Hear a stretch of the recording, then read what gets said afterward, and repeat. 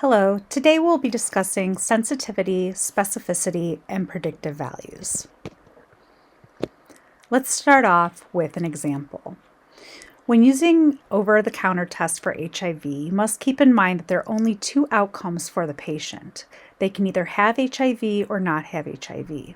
After performing a test, it will show that the person has either a positive HIV test result or a negative HIV test result. Looking at these results, there are actually four outcomes. The two desirable outcomes are true positives and true negatives. This means that a person who tests positive actually has the disease, and a person who tests negative does not have the disease. The two undesirable outcomes are false negatives and false positives. A false negative means that a person tests negative for HIV when in fact they're infected by the disease. A false positive means that a person tests positive for HIV when they actually are not infected by HIV.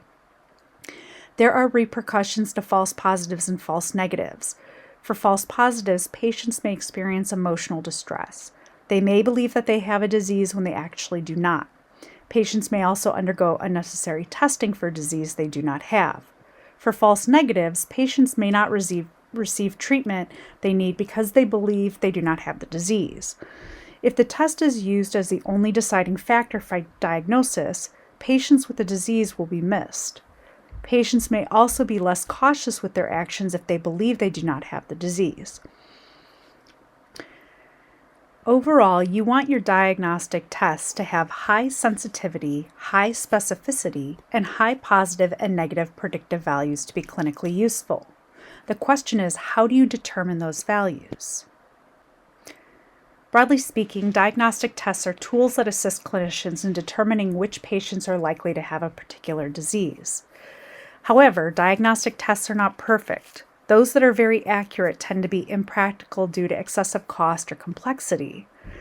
This leads to a trade-off between identifying patients who truly have disease and avoiding identification in those who do not have disease. Diagnostic tests can be assessed by a variety of performance measures, namely sensitivity, specificity, negative predictive value, and positive predictive value. Performance measures are all important in their own ways, and it can be a little bit confusing to straighten out which test assesses which particular outcome. Sensitivity is the true positive rate. It's the proportion of the individuals with disease who the test subsequently identifies as correctly having the disease. It answers the question, given that a patient has the disease, what is the chance that the test correctly identifies them? High sensitivity means that there's a high likelihood of identifying diseased patients. So if you have it, the test almost always will catch it. Specificity is the true negative rate. This is the proportion of individuals without the disease who are correctly being identified as non-diseased. High specificity means that there is a low likelihood of classifying non-diseased patients as diseased.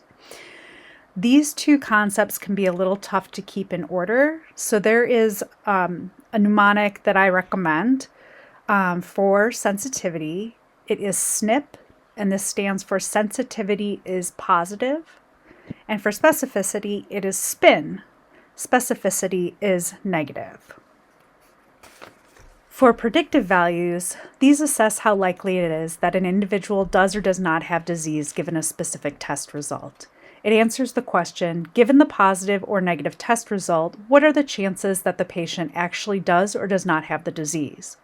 Positive predictive values are used for positive results, and negative predictive values are used for negative results. Thankfully, diagnostic test results can be represented in one of our favorite charts, the 2x2 table. We think of diagnostic test results in the left-hand column being on the vertical axis and the outcomes being on the horizontal axis. So test results can be either positive or negative, and for the outcome, the disease can either be present or the disease can be absent.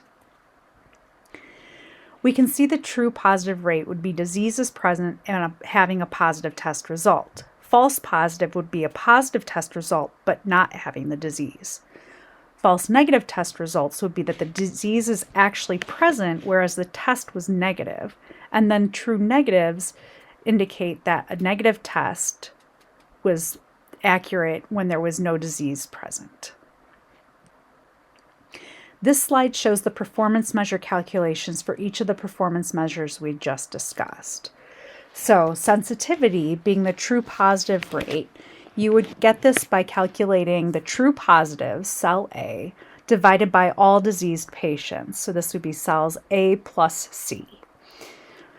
Specificity is the true negative, and so this would be the true negative values, so those that test negative and don't have the disease, cell D, divided by all of the non-diseased patients.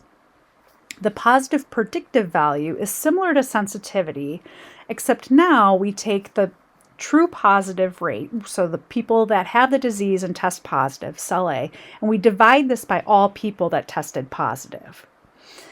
And the negative predictive value is similar to specificity, except here we're taking the true negative and we're dividing this by all negative test results.